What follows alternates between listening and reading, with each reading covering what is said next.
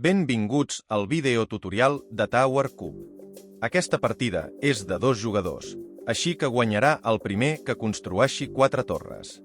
En partides de 3 jugadors, guanyarà el primer que construeixi 3 torres. En partides de 4, el primer que en construeixi 2. La mecànica serà sempre la mateixa. Començarem preparant el tauler, barrejant tots els cubs als 3 carrils centrals de manera aleatòria. Procurem no deixar 2 cubs del mateix color junts. Ara sí. Abans de començar, decidirem des de quin extrem començarem a comptar. Seguirem sempre aquesta direcció durant tota la partida, en bucle. El jugador llançarà el dau i escollirà el cub que més li convingui dels 3 carrils. Per exemple, si el dau marca un 2, podrem escollir un dels cubs que es trobin a la segona posició comptant des de l'inici d'aquest carril.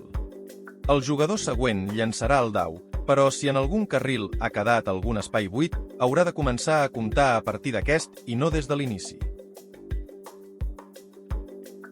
Cada vegada que agafem un cub d'un carril on ja hi ha un espai buit, haurem de desplaçar cap a l'extrem d'inici els cubs que deixem enrere. Quan arribem al final d'un carril, continuarem comptant tornant a l'inici d'aquest.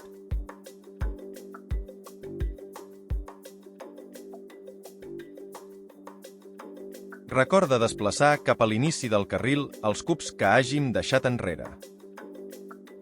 A mesura que la partida avança, s'aniran ajuntant cubs del mateix color. Si en una tirada el dau ens marca un d'aquests, ens podem endur tots els cubs del mateix color que estiguin junts.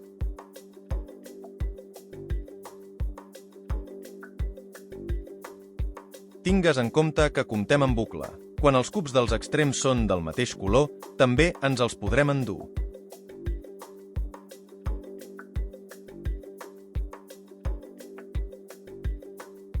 Quan el dau marca un 6, podrem escollir un dels cubs que es trobin en aquesta posició als carrils centrals, o bé robar un cub a un contrincant, sempre que no formi part d'una base o d'una torre ja construïdes.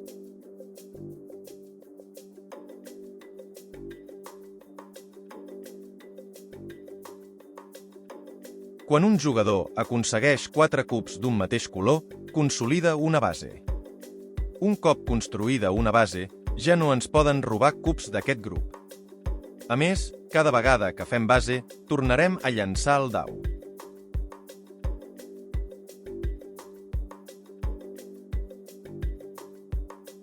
Una torre està formada per 6 cubs d'un mateix color. Quan un jugador construeix una torre, finalitza la ronda, i tots els jugadors hauran de tornar tots els cubs als carrils centrals, excepte les torres i les bases construïdes. Un cop reiniciat el tauler, començarem la ronda següent.